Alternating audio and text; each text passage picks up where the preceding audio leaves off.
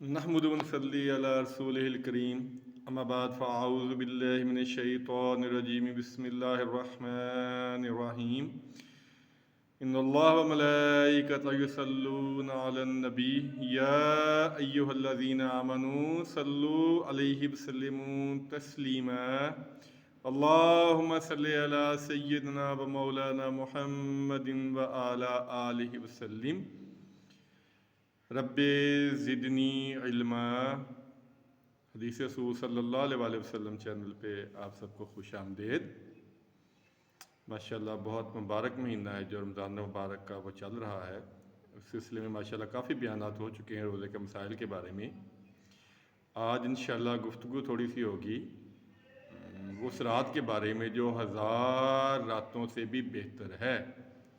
ایک رات کی عبادت جو ہے وہ 1000 راتوں کی عبادت سے بھی بہتر ہے، یعنی لیلۃ القدر کے بارے میں انشاءاللہ تھوڑی سی گفتگو ہوگی۔ بہت اہم بیان ہے، گزارش ہے کہ تھوڑا ٹائم نکال کے سن لیجئے گا تاکہ اس کا انشاءاللہ پورا فائدہ ہوگا۔ تو جو پہلی حدیث ہے اس سلسلے میں، اس کے جو راوی ہیں حضرت ابو سعید خدری رضی اللہ تعالی عنہ اس کے راوی ہیں، اور یہ جو حدیث بخاری شریف میں 836 نمبر پہ اور 2016 نمبر پہ موجود ہے انشاءاللہ تعالی، اور 182 نمبر پہ بھی موجود ہے، اور مسلم شریف میں 1167 نمبر پہ موجود ہے، اور سنن ابی داؤد میں 894 نمبر پہ موجود ہے، اور ابن ماجہ میں 1766 نمبر پہ موجود ہے انشاءاللہ تعالی۔ یہ آپ کو میں نے 3-4 کتابوں کے حوالے بتا دیے ہیں جس میں اللہ کے فضل و کرم سے یہ حدیث موجود ہوگی۔ میں نے پہلے عرض کر چکا ہوں کہ ہو سکتا ہے کہ نمبروں میں کوئی اختلاف ہو، کیونکہ نسخے ظاہرہ مختلف ہوتے ہیں، ہر بندے کے پاس مختلف نسخہ ہوتا ہے، لیکن انشاءاللہ روایت وہی ہوگی، روایت میں انشاءاللہ تعالی فرق نہیں ہوگا۔ تو حدیث یہ ہے، حضرت ابو سعید خدری رضی اللہ تعالیٰ عنہ روایت کرتے ہیں کہ نبی پاک صلی اللہ علیہ وسلم نے ارشاد فرمایا کہ مجھے شب قدر خواب میں دکھائی گئی تھی۔ اب آگے جو الفاظ ہیں وہ ایک جگہ ہے مجھے بھلا دی گئی، اور دوسری جگہ ہے کہ میں بھول گیا، یعنی کون سی فائنل وہ کون سی ہے؟ تو اب پھر آپ نے حکم فرمایا کہ رمضان کے آخری عشرے کی طاق راتوں میں اس کو تلاش کرو۔ رمضان مبارک کے آخری عشرہ جو آخری 10 روزے ہوتے ہیں اس کی طاق راتیں، یعنی 21، 23، 25، 27 اور 29، آپ صلی اللہ علیہ وسلم حکم دیا کہ ان میں اس کو تلاش کرو۔ اب جو لیلۃ القدر ہے، یہ اللہ تعالیٰ نے بہانے ہمارے بنائے ہوئے ہیں بخشش کے۔ ایک دفعہ نبی پاک صلی اللہ علیہ وسلم ارشاد فرما رہے تھے کہ بنی اسرائیل میں ایک شخص تھا جس نے 1000 سال تک اللہ کے راستے میں جہاد کیا۔ تو جب صحابہ نے یہ سنا تو ان کو بڑا یہ افسوس ہوا کہ ہماری تو عمریں اتنی نہیں ہے۔ تو انہوں نے عرض کیا یا رسول اللہ، ہماری تو عمریں اتنی نہیں ہے، تو ہم اتنا اجر، اتنا ثواب، اتنی نیکیاں کیسے حاصل کر سکیں گے؟ تو اسی موقع پر پھر لیلۃ القدر جو ہے وہ نازل ہوئی، سورۃ القدر جو ہے اس میں تفصیل ہے اس کے بارے میں، وہ نازل ہوئی۔ تو آپ نے فرمایا کہ اللہ تعالیٰ نے تمہارے لیے ایک ایسی رات بنائی ہے کہ اس ایک رات کی عبادت جو ہے وہ 1000 سال کی عبادت سے افضل ہوگی۔ اب دیکھ لیں کہ اس سے زیادہ کیا اللہ تعالیٰ کی محبت اور اللہ تعالیٰ کی بخشش کے جو بہانے وہ کیا ہو سکتے ہیں کہ صرف ایک رات کی عبادت جو ہے وہ 1000 سال کی عبادت سے بہتر ہے۔ اور بخاری شریف میں 2023 نمبر پہ حدیث موجود ہے، ایک 2023 بخاری شریف میں،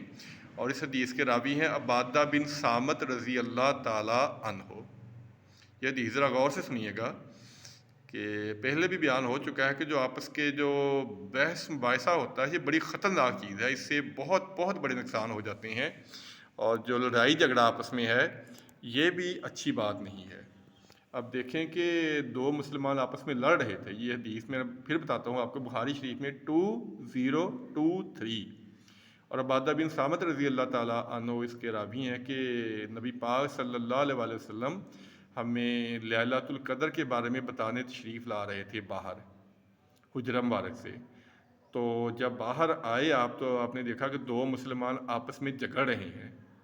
تو آپ نے فرمایا کہ میں تمہیں لیلۃ القدر کی خبر دینے آیا تھا، لیکن تمہاری لڑائی جھگڑے کی وجہ سے وہ مجھے بلا دی گئی ہے۔ اب دیکھیں کہ آپس کے جو لڑائی جھگڑے ہیں، جو اختلافات ہیں، اس کا کتنا بڑا نقصان ہو سکتا ہے کہ لیلۃ القدر جو ہمیں فائنلی پتہ چل جانا تھا کہ فلاں ڈیٹ ہے، نبی پاک صلی اللہ علیہ وسلم بتانے کے لیے تشریف لا رہے تھے، لیکن دو مسلمان وہاں آپس میں لڑ رہے تھے، تو ان کی وجہ سے پھر آپ نے فرمایا کہ میں تمہیں لیلۃ القدر کی خبر دینے آیا تھا، لیکن تمہاری لڑائی جھگڑے کی وجہ سے وہ مجھے بلا دی گئی ہے۔ اسی سلسلے میں ایک اور جو روایت ہے، ابی بن کعب رضی اللہ تعالیٰ عنہ صحابی رسول ہیں، بڑی شان والے صحابی ہیں، تمام صحابہ میں سب سے بہتر قاری ہیں، یہ قرآن کے قاری سب سے بہتر ہیں۔ وہ اللہ کی قسم کھا کے کہتے ہیں کہ جو لیلۃ القدر ہے وہ 27ویں رات ہی ہے، وہ 27ویں رات ہی ہے۔ یہ ذرا روایت آپ سن لیں، ابن ماجہ میں جو حدیث ہے یہ 793 نمبر پہ موجود ہے، اور مسلم شریف میں 712، اور سنن ابی داؤد میں 1378، یعنی یہ 3-4 کتابوں میں یہ حدیث موجود ہے۔ اور اس کے جو راوی ہیں ذر رضی اللہ تعالیٰ عنہ ہیں، تابعی ہیں، انہوں نے حضرت ابی بن کعب رضی اللہ تعالیٰ عنہ سے پوچھا کہ آپ کو کیسے پتہ ہے کہ جو 27ویں کی رات ہے وہی لیلۃ القدر ہے، کیونکہ آپ قسم کھا کے بتاتے ہیں، اتنے یقین کے ساتھ آپ کیسے بتاتے ہیں؟ تو آگے انہوں نے فرمایا کہ نبی پاک صلی اللہ علیہ وسلم نے ہمیں خبر دی تھی کہ یہ ایسی رات ہے کہ اس میں جب سورج نکلے گا تو اس میں شعاع نہیں ہوگی، یعنی نشانیاں کچھ بتائی ہیں انہوں نے کہ نبی پاک صلی اللہ علیہ وسلم نے ہمیں یہ نشانیاں بتائی تھیں، اس میں شعاع نہیں ہوگی۔ اور آپ نے فرمایا کہ اللہ کی قسم ابن مسعود رضی اللہ تعالیٰ عنہ کو بھی یہ چیز معلوم تھی کہ 27ویں رات ہی جو ہے وہ شب قدر ہے، لیکن انہوں نے نہیں بتایا کہ مسلمان اسی پہ تکیہ کر کے نہ بیٹھ جائیں۔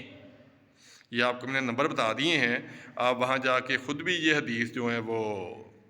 پڑھ سکتے ہیں کہ یہ حدیث موجود ہے کہ نہیں ہے۔ بہرحال جو رمضان المبارک کا آخری عشرہ ہے، یعنی 21 سے لے کے 29 یا 30 تک، اس کی جو طاق راتیں ہیں 21، 23، 25، 27 یا 29، اس میں سے ایک لیلۃ القدر ہے، یہ کنفرم ہے۔ اور زیادہ جو قیاس ہے وہ 27ویں رات کے بارے میں ہے، کیونکہ اس کے بارے میں کافی روایت موجود ہے۔ تو آپ نے بتا دی ہے کہ ابی بن کعب رضی اللہ تعالیٰ عنہ جو وہ قسم کھا کے کہتے تھے کہ جو شب قدر ہے وہ 27ویں رات ہی ہے، اور وہ کہتے تھے عبداللہ بن مسعود رضی اللہ تعالیٰ عنہ کو بھی یہ چیز پتہ ہے، لیکن انہوں نے اس لیے نہیں بتایا کہ مسلمان اسی پہ تکیہ کر کے نہ بیٹھ جائیں۔ بہرحال یہ اللہ تعالیٰ نے ہماری بخشش کے بہانے بنائے ہوئے ہیں۔ رمضان مبارک تو سارا ہی برکتوں کا مہینہ ہے، سارا ہی برکتوں کا مہینہ ہے۔ جو مجھ جیسے غافل اور سست لوگ جو ہوتے ہیں وہ کچھ نہیں کرتے پورا سال، ان کے لیے تو یہ ایک نعمت خداوندی ہے کہ ایک مہینہ عبادت کر کے اللہ تعالیٰ کے آگے سجدہ کر کے قرآن پاک کی تلاوت کر کے کوئی بخشش کا ذریعہ بنا لیا جائے۔ لیکن جو آخری عشرہ ہے اس میں اعتکاف بھی ہوتا ہے، جو توفیق اللہ دے اعتکاف بھی بیٹھنا چاہیے۔ تو یہ جو ایک رات ہے اس میں غفلت نہیں کرنی چاہیے، اس میں غفلت کسی صورت میں نہیں کرنی چاہیے۔ کیا پتہ کہ زندگی وفا کرتی ہے یا نہیں کرتی، اور اگلی سال ہمیں یہ جو رات ہے وہ میسر آئے گی کہ نہیں آئے گی۔ تو اللہ نے صحت دی ہے، تندرستی دی ہے، توفیق دی ہے، تو یہ جو رات اب آ رہی ہے اس میں میری گزارش ہے کہ تمام مسلمان مرد اور خواتین اس رات کو جاگیں، عبادت کریں، قرآن پاک کی تلاوت کریں، درود پاک کی کثرت کریں، اور بہت سارے وظائف ہیں جو مرضی کریں، لیکن یہ ہے کہ اللہ کے آگے سجدہ سجود ضرور کریں، دعائیں کریں، اور جب دعائیں کریں تو مجھ گناہ گار کو بھی یاد رکھیے گا دعاؤں میں کہ اللہ تعالیٰ ہمیں بھی نیکی کی توفیق دے، ہم بھی اس رمضان میں کوئی ایک آدھ عمل نیکی کا کر سکیں کہ چلو بخشش کا کوئی وسیلہ بن جائے گا۔ تو کوشش کی ہے تھوڑی سی مسائل کو بتانے کی کہ اللہ کرے کسی کا روزہ ٹھیک ہو جائے، کسی کی نماز کے بارے میں تو ماشاءاللہ کافی مسائل ہو چکے ہیں گفتگو۔ تو یہ لیلۃ القدر کے بارے میں تھی بات کہ میں نے کہا یہ بھی بیان کر دی جائے کہ زیادہ جو قیاس ہے ہمارے ہاں پایا جاتا ہے وہ 27ویں رات ہی ہے، لیکن کوشش کرنی چاہیے کہ خاص طور پہ 27ویں اور 29ویں یہ جو دو راتیں ہیں یہ لازمی کوشش کرنی چاہیے کہ جتنا بھی ہو سکے ضروری نہیں ہے کہ ساری رات جاگا جائے، جتنا بھی ہو سکے وہ ہمیں ضرور کوشش کرنی چاہیے کہ ہم جتنا بھی کوئی نفل پڑھ سکیں یا قرآن پاک کی تلاوت کر سکیں یا اور کوئی تسبیحات ہیں وہ کر سکیں، وہ ضرور کرنی چاہیے۔ رمضان المبارک کا کوئی پتہ نہیں اگلی دفعہ ہم رمضان میں ہوں گے کہ نہیں ہوں گے، یہ جو گزر رہا ہے بڑی جلدی سے گزر رہا ہے، تو جو دن رہ گئے ہیں اس میں کوشش کریں کہ اللہ تعالیٰ کو راضی کیا جا سکے۔ اور وہی باتیں جو میں اکثر کہا کرتا ہوں کہ خدا را نماز کی پابندی کریں، نماز کسی حال میں نہ چھوڑیں، کسی حال میں نہ چھوڑیں، کسی حال میں نہ چھوڑیں۔ وہ 247 نمبر مسلم شریف کی حدیث ہے کہ ہمارے اور کافروں کے درمیان جو عہد ہے وہ نماز ہے، نبی پاک صلی اللہ علیہ وسلم فرمایا تھا، جس نے اس عہد کو توڑ دیا اس نے کفر کیا۔ نماز کسی حال میں نہ چھوڑیں، روزوں کی پابندی کریں اور کسی کے لیے تکلیف کا باعث نہ بنیں۔ یہ بڑی اہم بات ہے کہ ہو سکے تو لوگوں کے لیے آسانیاں پیدا کریں، اگر آسانیاں پیدا نہیں کر سکتے تو کسی کو تنگ نہ کریں، کسی کو دکھ نہ دیں، کسی کو تکلیف نہ دیں، اور خدا را حدیث کی کتب کا مطالعہ کریں، حدیث کی کتب کا لازمی مطالعہ کریں۔ ہم اپنے دین کو کبھی نہیں سمجھ سکتے، ہم اپنی عبادات کو صحیح طریقے سے سر انجام نہیں دے سکتے جب تک ہم حدیث کی کتب کا مطالعہ نہیں کریں گے۔ میں بڑی دفعہ گزارش کر چکا ہوں کہ جو کتب حدیث ہیں ان کو اپنے گھر میں لا کے رکھیں اور پڑھیں، ان کا مطالعہ کریں، اور جو سننے والے ہیں ان سے گزارش ہے کہ اس بیان کو آگے بھی سینڈ کر دیا کریں۔ وہ حدیث ہم سن چکے ہیں کہ نبی پاک صلی اللہ علیہ وسلم نے فرمایا تھا کہ جس نے کسی کو اچھے راستے کی یا نیکی کی دعوت دی یا نیک عمل بتایا یا کوئی مسئلہ بتایا اور اس نے اس پہ عمل کر لیا تو عمل کرنے والے کو تو ثواب ہوگا، لیکن جس نے وہ پیغام پہنچایا تھا اس کو بھی ثواب ہوگا۔ تو آپ بھی اس پیغام کو آگے پہنچا دیا کریں، اللہ کرے کوئی عمل کر لے تو آپ کو بھی اس کا اجر و ثواب ہوگا۔ وہ حدیث بڑی دفعہ روایت ہو چکی ہے، سنن ابی داؤد میں 3661 اور بخاری شریف میں 2942 کہ آپ صلی اللہ علیہ وسلم نے ارشاد فرمایا تھا علی رضی اللہ تعالیٰ عنہ سے کہ اے علی، اگر تمہاری رہنمائی سے ایک شخص بھی راہ ہدایت پہ آ گیا تو تمہارے لیے 100 سرخ اونٹ صدقہ کرنے سے بہتر ہوگا۔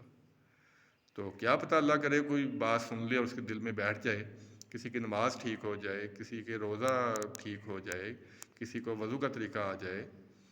کیونکہ ہماری بڑی غفلت ہے، ہم ہر کام سیکھ کے کرتے ہیں لیکن دین کا کام اور عبادات کا کام ہم بغیر سیکھے ہوئے کرتے ہیں۔ تو گزارش ہے کہ رمضان المبارک کی ایک ایک لمحے کی جو ہے اس کی فضیلتیں، اس کی برکتیں، ان کو سمیٹنے کی کوشش کریں۔ اللہ تعالیٰ سے دعا ہے اللہ تعالیٰ شرف قبولیت عطا فرمائے۔ جو کچھ سنا ہے اس پہ سب سے پہلے مجھے اور سننے والوں کو عمل کرنے کی توفیق عطا فرمائے اور آگے پہنچانے کی توفیق عطا فرمائے۔ آمین ثم آمین۔ السلام علیکم ورحمۃ اللہ وبرکاتہ۔